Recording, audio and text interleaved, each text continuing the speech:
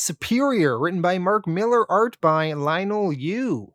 This Mark Millar book I'm covering this week is Superior, and it is a pretty fun story. A lot of Mark Millar's books tend to be very edgy and have a main character that is kind of a dick, and there's lots of sort of risque moments in it. But I think Superior is one of Mark Millar's most kind of heartwarming stories and the least edgy. The main character is a 12-year-old boy that suffers from MS, multiple sclerosis, and he makes a magic wish. And with that wish, he becomes this superior superhero who is basically Superman in a way. And it's a very fun story with a very good message about overcoming adversity.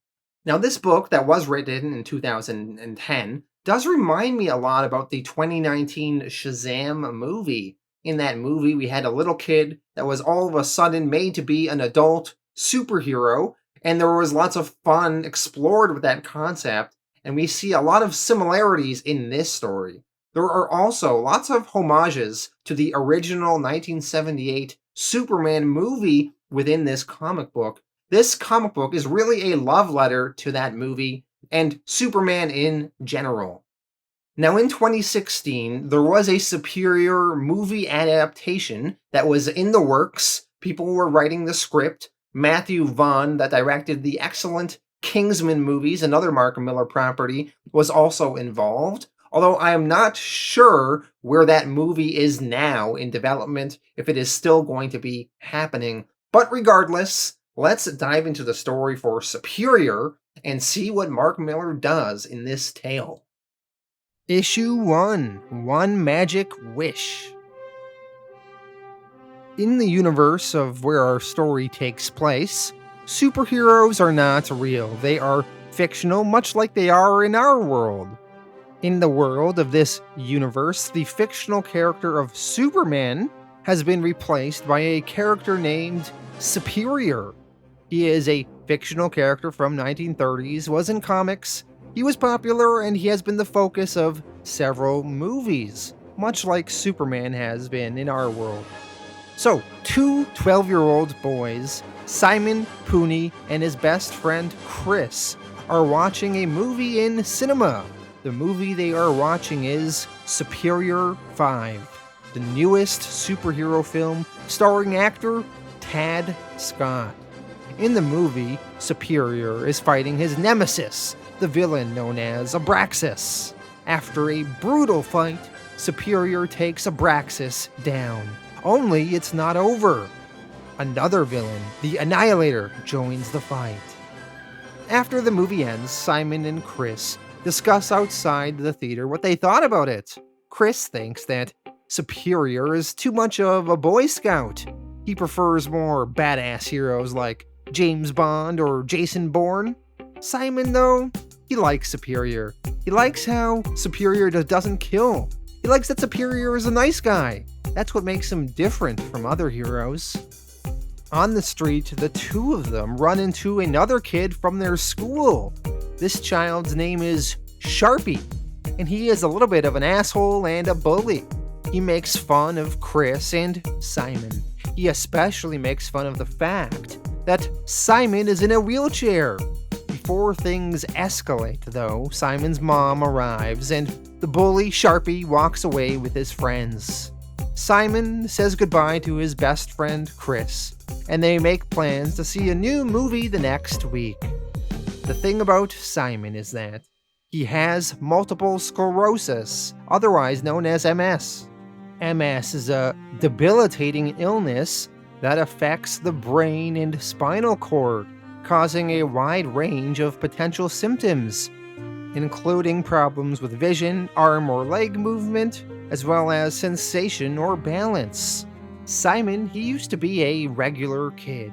He was even a little bit of an athlete. He was on the basketball team. But once he got MS and he had to start walking with sticks or use a wheelchair, his entire body started to ache. He even went blind in one eye. And sometimes his speech was a little bit poor. He would feel like he was being buried alive in his own skin.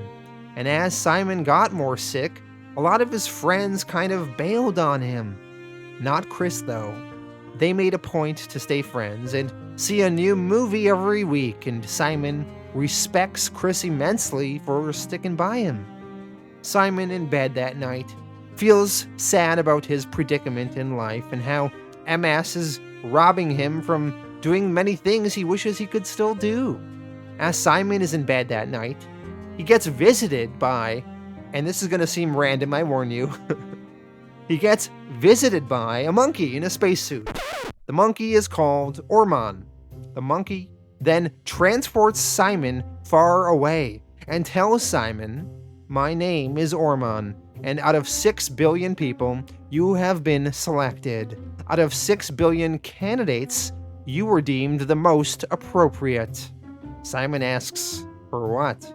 And Orman answers, "The magic wish, of course." Simon, he wishes to become the hero superior. And bam, just like that, his body is transformed into the chiseled form of the superhero superior. And Simon, he can walk now. His MS no longer affects him. And not only that, he has all the powers of superior as well, and he's an adult. Simon asks, "What have you done to me?" And the monkey Orman answers, "Go back home and show me what you can do. All will be explained in 1 week." And with that, Simon is transported back into his childhood bedroom in the body of Superior. Simon has apparently been missing from home for about a day now, though, and the police are actually at his home, and they've arrived to talk with his mom. The police, they hear Simon upstairs making noise and begin rushing to check it out. Simon, he panics. He can't let his mom or this police officer see him here, so he jumps through the roof of his home. Simon heads over to his best friend Chris's apartment, and he tells Chris through the window, "I think I'm in deep shit." Issue 2. So Simon's friend Chris is freaking out. Simon is trying to explain the situation, but Chris grabs a baseball bat and is yelling and threatening Simon. Simon eventually grabs Chris, and after 90 minutes of Chris screaming and kicking and begging for his life, Chris finally calms down, and Simon explains the improbable events that led him into this situation now that he is in the body of this superior. Well, they decide to test out Simon's new superior powers. First, they do a vision test. Simon, he can read really small print from far away on the newspaper, and with his X-ray vision, he can even read through various pages. 20 pages deep into the paper, he can still read what's written. Then they do a laser vision test, and Simon, he accidentally starts a small fire, that one. He tries to then use his freeze breath to put out the fire, and he ends up blowing super hard and tons of trees go flying. Then they do a test of strength. Simon, he moves several trains. While Simon is moving these trains, he thinks about how strong he is now, and he contrasts that with how weak he is in his normal 12-year-old boy form because of his MS and how debilitating that is. They then are going to try a flight test. Simon actually hasn't flown yet. Chris is kind of shocked by that. Simon just says, "I've just been jumping really high before." Simon is nervous to try flying, but Chris tells him, "You're indestructible, you'll be fine." He just has to shut up and concentrate. So Simon, he concentrates, and he ends up floating up into the air. But he can't control it, and he keeps going up and up. He starts freaking out. He tries to grab tree branches to hold him down, but he keeps going higher and higher. Simon starts yelling, "Shit!" He starts going up so high now, he is above the clouds. Simon, though, eventually starts getting the hang of it, and he has the flying under control. Then he starts flying faster and faster, and he loves it. It makes him want to cry, he is so happy. He remembers being in a wheelchair, and now he is soaring through the clouds. Simon, while he is flying up above, spots an American space station that has been torn to pieces by a meteor shower. Simon, as Superior, decides to try and do his first heroic act as a real-life superhero. Issue 3. Simon, as Superior, grabs the space station and tells the people inside that it's okay. He's strong and he is going to help them. Simon slowly starts flying the space station back down to Earth and gently places it in Times Square in New York City. I guess Simon realized, though, that Times Square might not be the best place to put this thing down, so he decides to lift it up back into the air and move it over to Central Park before lowering it down once again. Now, the general public below, down on the street, do not see Simon. It's not like in the movies where there are close-ups of the hero. It's pretty hard to make out someone in there picking this thing up. To the public down below, it just seemed like the space station slowly landed in Times Square before reversing back into the sky again and moving over to Central Park.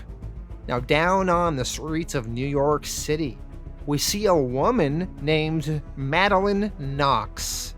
She is essentially the Lois Lane archetype character in this story.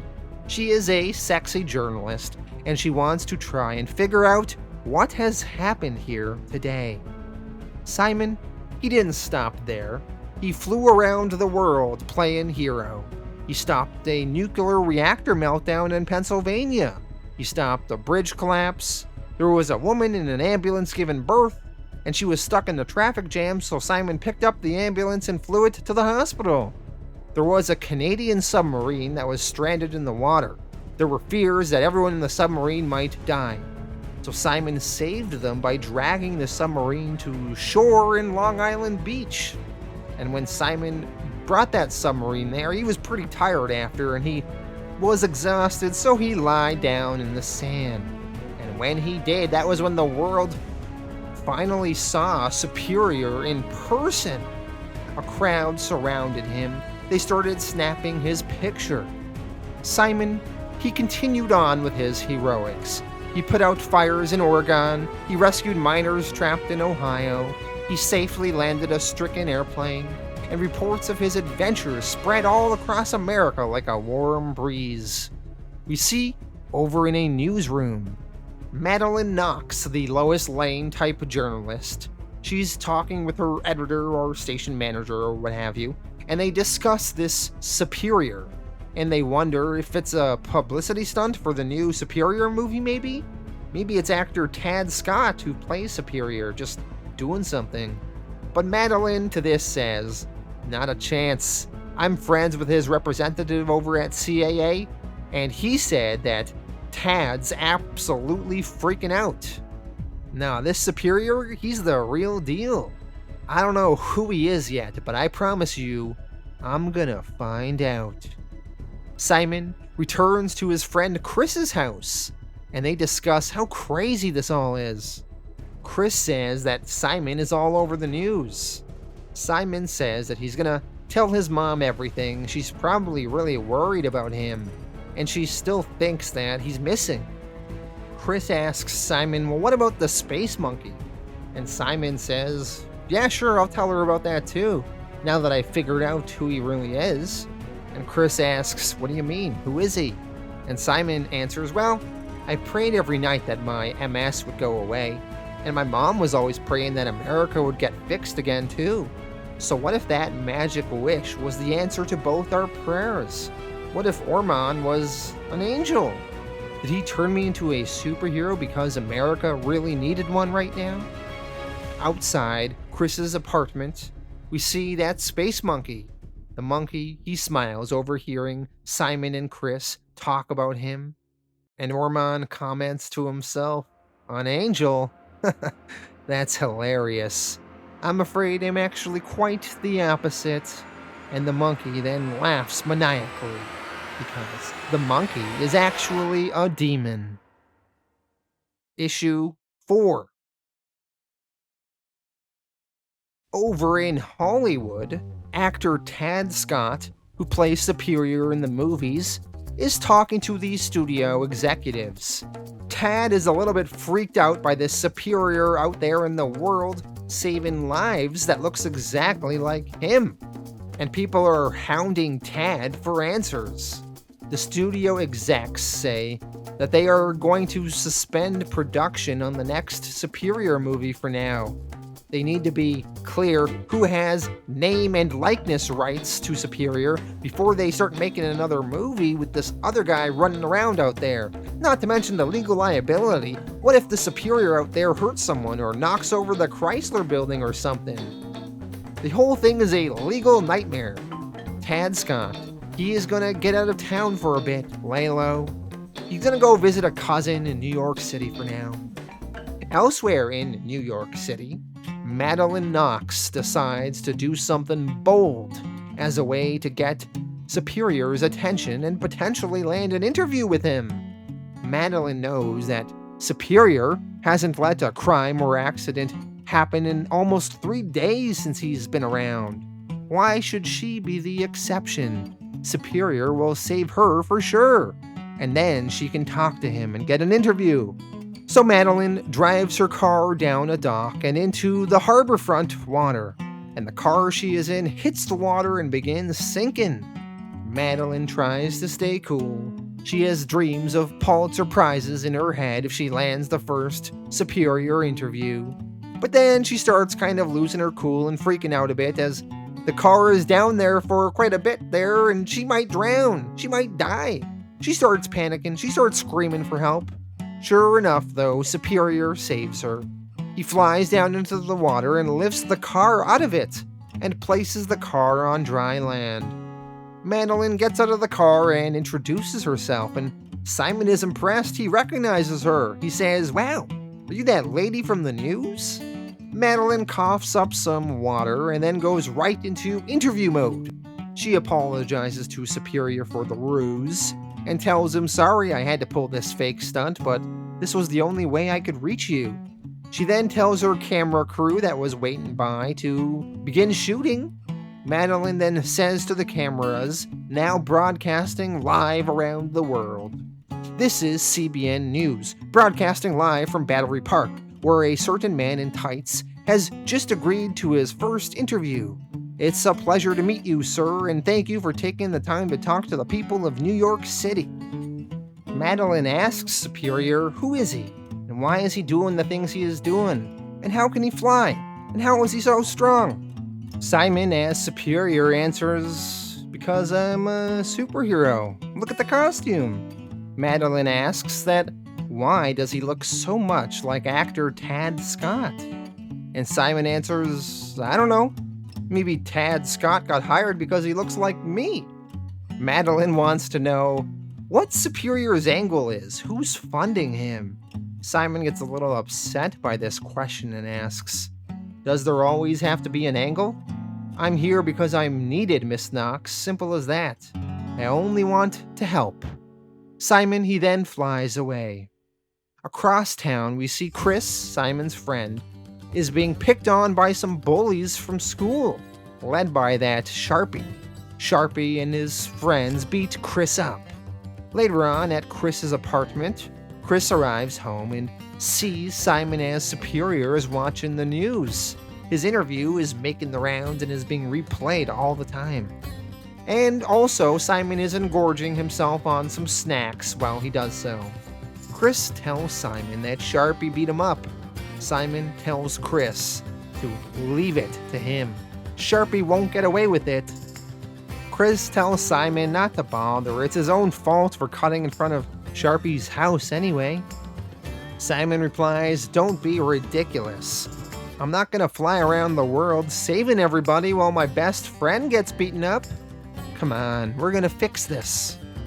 You see Sharpie and his friends are walking the street. Simon flies down and picks Sharpie up and flies Sharpie all the way to the North Pole, and Sharpie, he's freezing. And Simon tells him, "You probably think I'm some kind of Boy Scout like the guy in the movies, right? You probably think I've got a code against killing, but you couldn't be more wrong. How could you pick on some little kid who's just lost his best friend? You bully him again and again, and I'm gonna leave you here. You hear me? I'm gonna turn you into polar bear food. And Sharpie, he begs, please, I'm freezing, I can't breathe. Eventually, Simon returns Sharpie to where he took him in the first place. And then, 10 minutes after that, Simon and Chris are celebrating atop the Statue of Liberty, eating food. Chris is laughing at what Simon did to their bully. Simon then begins wondering what he should do with his powers. He feels that he should maybe be doing more. Maybe protect the environment, help people in other countries, stop kids from starving in Africa. Simon tells Chris that he asked to see the president. He says that he wants to work for him. Later, Simon shows up at the White House for his meeting with the president. This book was written in 2010, so Barack Obama was president at the time. So Simon, talking to Obama, says that he would like to talk to him about winning the war in Afghanistan. Obama replies, well, the war is a very complex and dangerous situation, Superior. Are you sure you can handle this? And Superior answers, no problem. You want me to get Bin Laden while I'm there too? Now Sharpie, he is walking down the street, angry for what Superior did to him earlier.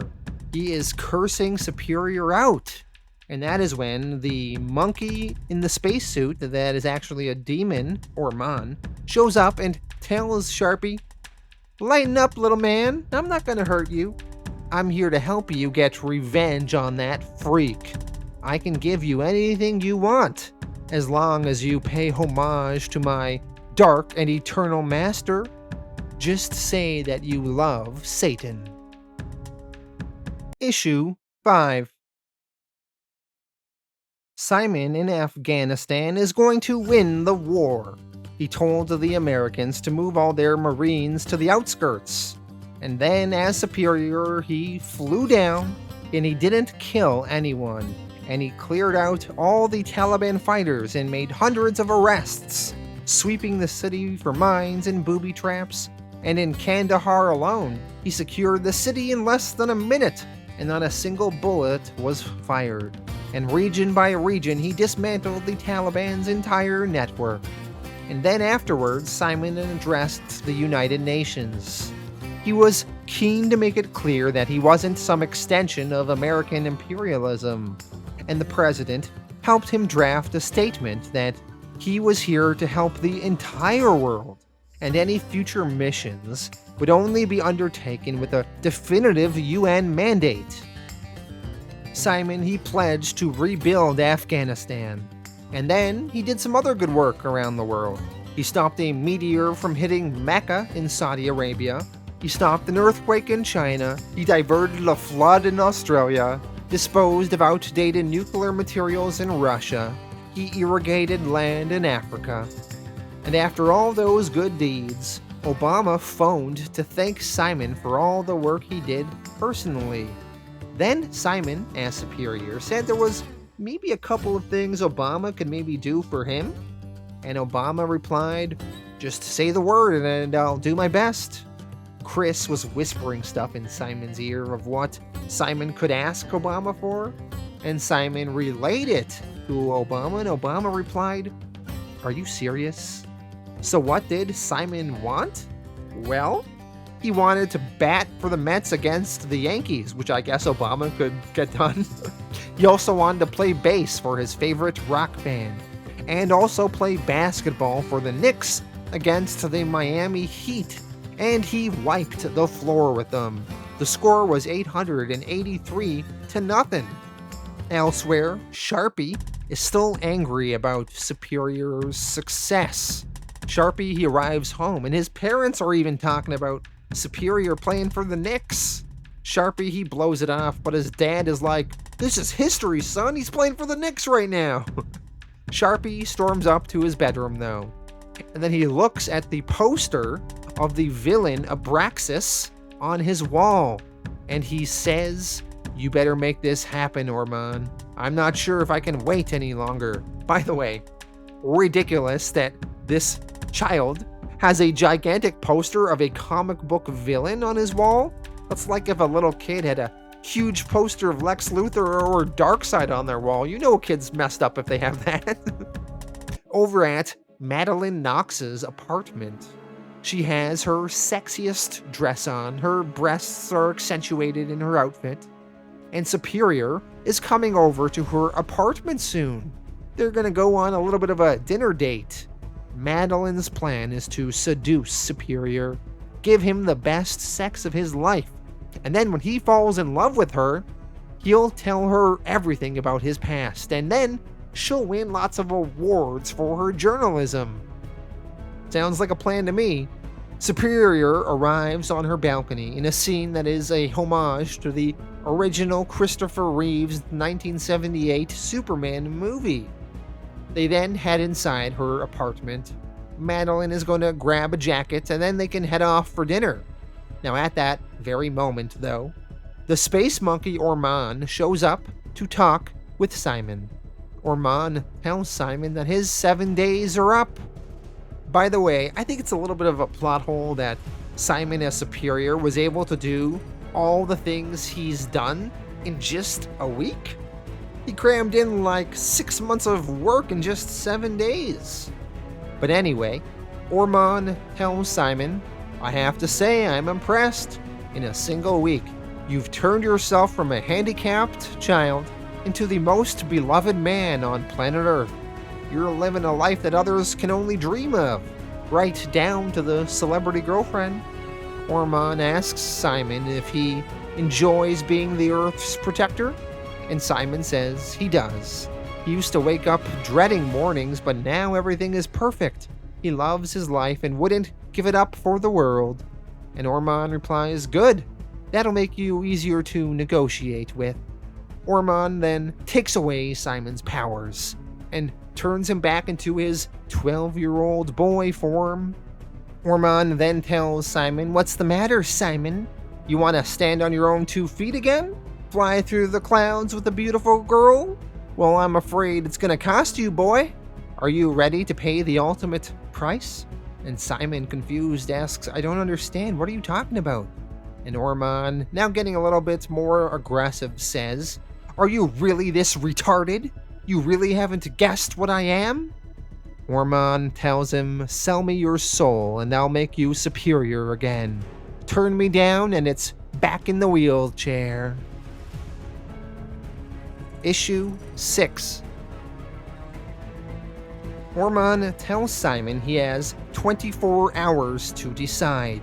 He says, sell me your soul by tomorrow night or you're stuck in this pathetic body for the rest of your life.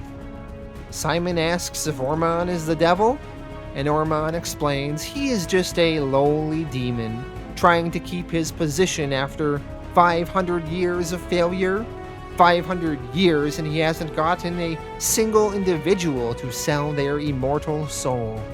I just want to point out what I think is maybe another plot hole in that this Orman wasn't able to buy someone's soul in 500 years with all the power he has? Couldn't find one person to trade it away for like $100 billion or something? You give me this guy's powers, I'll round up a couple souls in an afternoon, okay? Simon asks Orman, You're the devil, aren't you? That's what this has all been about. And Orman replies, don't be ridiculous. I'm not fit to clean the hooves of our infernal master. I'm just a low-level demon trying to keep his position after 500 years of abject failure. 500 years without a single individual choosing to sell me their immortal soul. Used to be so easy back in the old days. Once upon a time, you'd have happily consented for a pot of gold or a beautiful girl, but now you're all worried about hell and damnation. People have forgotten how to enjoy themselves. That's why I had to be crafty this time, give you a taste of what you could have, and then take it all away again. Simon asks him, you said I got picked because I was special. And Orman replies, I lied. You got picked because you were desperate, Simon. Don't be embarrassed, it's nothing to be ashamed of. I'm somewhat desperate myself, you see. That's why I had to pull out all the stops and grant the most outrageous wish since the dawn of man. Because if I don't acquire a soul by tomorrow night, I'm cast back down into the lowest pit. And believe me, young man, that isn't going to happen. Orman then leaves Simon to contemplate for now. Madeline then re-enters the room expecting to see the beefy superior, and instead she sees the cripple Simon with his crutches lying on the floor. And Simon is crying and he says, "Please don't look at me. You're not supposed to see me like this." Simon, he tries to get away, but Madeline catches up to him. She then turns on her maternal instincts and she hugs Simon and comforts him. She cooked Simon up some dinner and she talked with him. Simon told her everything. Madeline, she recorded it too. This is going to be the biggest story ever. As the night progressed, Simon eventually asked her, what does she think that he should do? Should he sell his soul to this space monkey and have a good life again? Or go back to his mom and dad? Madeline doesn't want to give an opinion, but Simon pushes her. And Madeline eventually replies and says, "Well, to be perfectly honest, I just kind of assumed you would turn him down. I mean, it's your soul, Simon."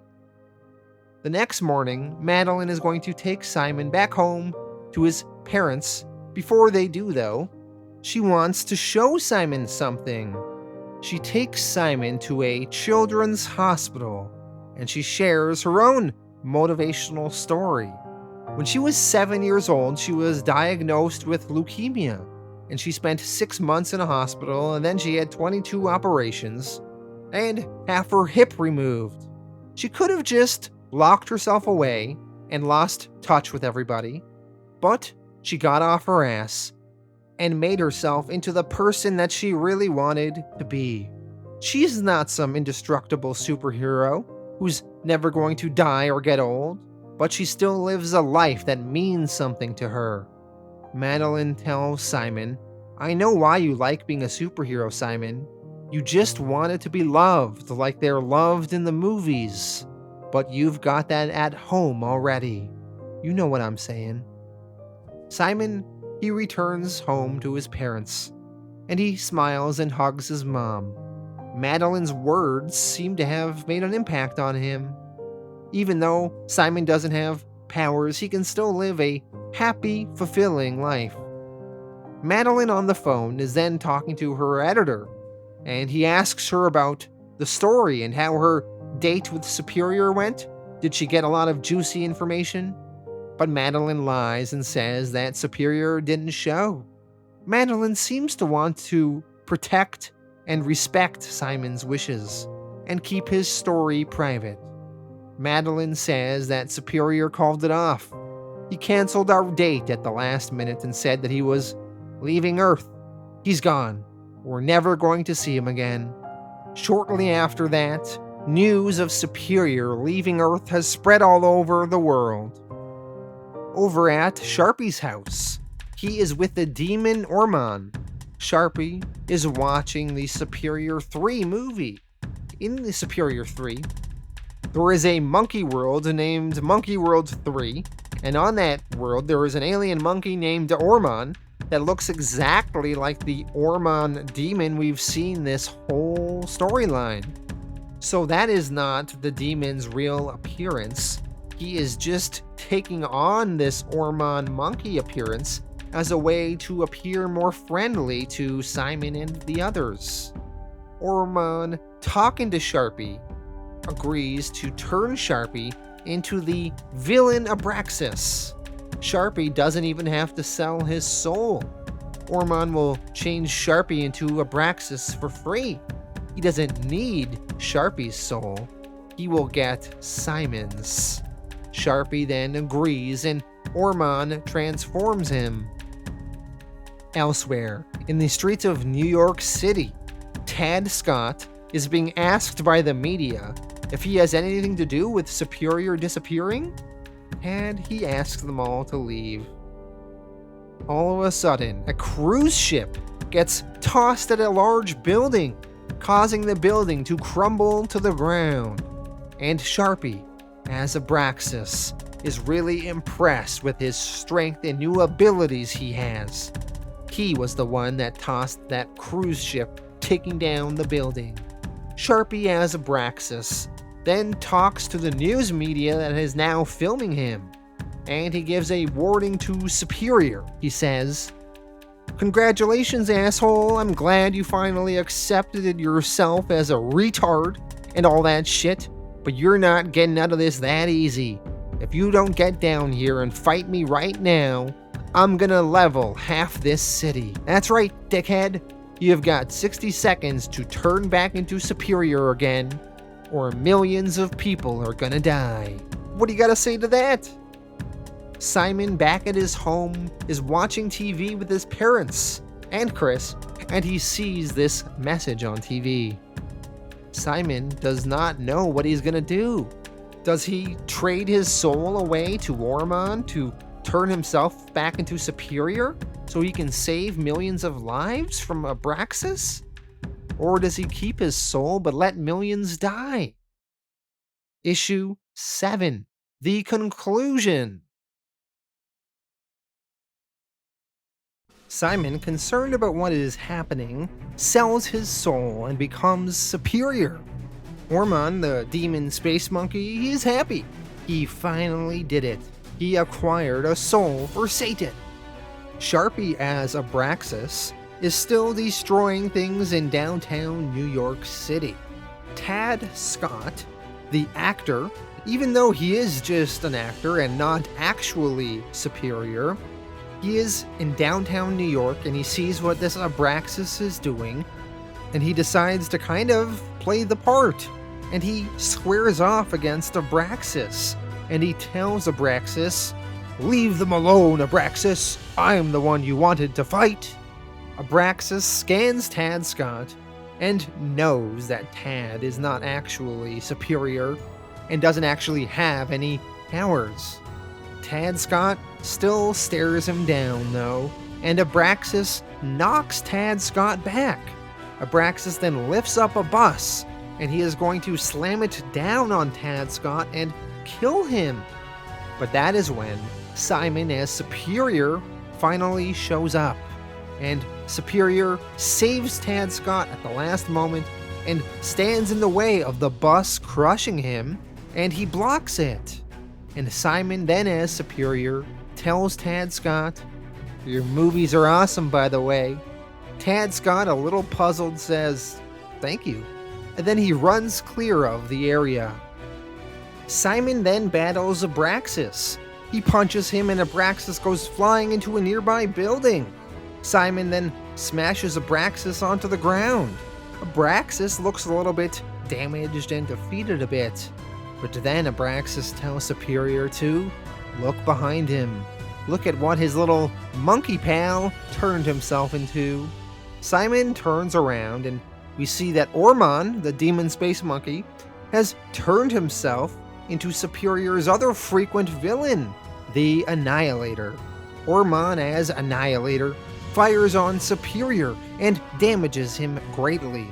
And while all this battling is going on, Madeline Knox is trying to get closer to the action in downtown New York. The Superior handicap match between Abraxas and Annihilator continues. The two villains shoot at Superior and they toss him around. Superior, he gets a few blows back on them though. Eventually, Annihilator says that he is going to head for a nearby power station, see if he can maybe trigger a meltdown, and he wants Abraxas to try and level the East Village. Annihilator also fires some sort of missiles. Superior now has 3 threats he has to put down: Annihilator, Abraxas, and the missile. So Superior flies after the missile first, grabs it, and redirects it in the air back at Annihilator. The missile hits Annihilator, and he goes down for a bit, buying Superior some time. Superior then flies over and grabs Abraxas, and flies Abraxas way into space. and in space, Superior says he doesn't have to worry about holding back. And he punches Abraxas so hard in space that from the Earth down below, huge flashes of light can be seen from the impact. When Superior finished, he brought Abraxas back down to Earth, and Abraxas suffered some brain damage. Superior then lays Abraxas down on the ground, who is now defeated. Now Annihilator, he is still standing though. Annihilator gloats. A missile? You stupid child. Nothing on God's good green earth is going to stop me and what I have planned. Superior says exactly, and he flies down as fast as he can, and he punches Annihilator so intensely into the ground that it causes another huge explosion. Annihilator seems defeated for now and has turned back into the Orman space monkey form. Orman's a little winded, but he's fine, and he gloats to Simon that none of this matters. It's 5 minutes to midnight, Simon, and I finally got what I always wanted. It didn't come cheap, but I finally bought my first human soul after 500 years of trying. Simon replies to this, "So? I'm hardly gonna miss something I've never even seen before. What's one soul compared to 1,000,000 lives?" And Orman replies, "Oh, Simon, are you really so spiritually unenlightened? A human soul is the most precious thing in the universe. It's worth 1,000,000,000 lives, 100 billion lives. You poor little boy, you've really no idea what you've just given up, have you? Really? A soul is worth 100 billion lives? I do not get the math on that conversion." Well, Orman continues and he says, "After 500 years of abject failure, they were casting me down into the deepest pit again, but this has secured my status for 5 more centuries. 500 years to wander the earth and maybe find another little crybaby willing to do anything to climb out of his wheelchair." Just then, after Orman finished speaking, Madeline Knox arrives on the scene, and she tells Simon, "Don't pay any attention to him, Simon. He's got nothing." Orman, he just gloats some more about how wrong they both are. Madeline explains, "That's right, you made Simon into the most powerful superhero ever created. A character whose every single molecule is indestructible and impenetrable, and undying and never aging under Earth's yellow sun. Every atom in his body is essentially immortal. So if Simon is superior, he can never die, and you can never get his soul." Orman, realizing his mistake, realizes that he just bought something he can never collect. And Madeline replies, "Basically, you made a donation, asshole." Orman then scrambles, trying to figure out how much time he has left, but it's already midnight. It is too late. The other demons come to take Orman away for his failure, and they are going to be sending him to the deepest pits of hell. Simon, as Superior, tells Madeline that was amazing. The two of them hug, and then Simon turns back into his human form. The magic has worn off now that Orman's wish is null and void, and he has been sent away. As they are hugging, Simon tells her, "This is exactly what I wanted, Madeline. Don't worry. I'm happy being me again." And as far as the world knew, Superior died in that final battle that day. He defeated the monsters and saved the world, but paid the ultimate sacrifice. They mourned his passing like no one had been mourned before, an international funeral that brought the entire world together. President Obama, memorializing Superior, says that he touched us all in his short time here, and he made us all a little more decent just by his very existence. The world has lost its one and only superhero, but his actions had taught us what each and every one of us was ultimately capable of. In the aftermath, Simon went back to his old life with his mom and dad, but he did so with a positive outlook and was happy. Tad Scott and his movies became an international phenomenon, Of course, this was partly because he was the leading man in the world's biggest franchise, but it was also because of what happened in New York when he risked his life to save all those strangers from Abraxas. People loved seeing Tad Scott live on TV squaring off against Abraxas, and so when it came time to negotiate his new movie contract, the guy could practically write his own ticket. Now Sharpie as Abraxas, he was buried deep in a secret vault in Arizona, as well as all the pieces of Annihilator that was recovered. Madeline, she kept Simon's story a secret and never told the world what really happened. But her and Simon remained friends in a way. She got Simon and all of Simon's friends VIP tickets to the world premiere of the new Superior movie. Simon went as her date. And I thought this was funny as they're walking the red carpet. Two of Simon's friends watching Simon and Madeline walk ahead of them comment, "Man, look at that ass on her. You think he's banging this chick?" And the other friend says, "Totally." In the movie theater, they are all watching the newest Superior movie. Tad Scott is there as well. He's watching the opening of the movie and he comments to the man sitting beside him, "I don't want to sound big-headed or anything, but seriously, man, this might just be the best movie we've ever done."